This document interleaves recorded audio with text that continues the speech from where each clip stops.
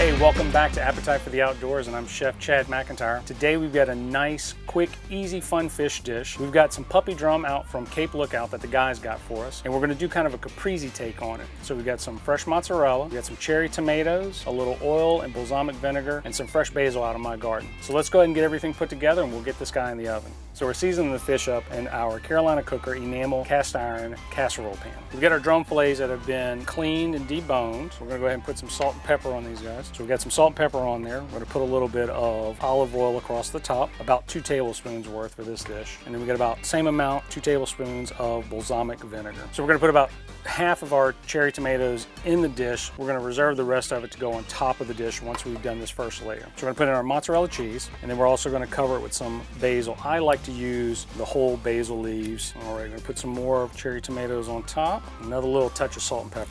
Now that we've got the fish dish prepped right here, it's gonna go into our preheated oven at 350 degrees, and we're gonna bake it for about 20 to 25 minutes. So the fish has been baking in the oven for about 20 minutes. On the last minute, we turned it to broil to get some nice color on the top of this. This is a great dish. It's a really nice, light way to kind of present the fish with a lot of flavor in it. As always, it's great to take wild game in the outdoors, but it's even better to incorporate it into a dish.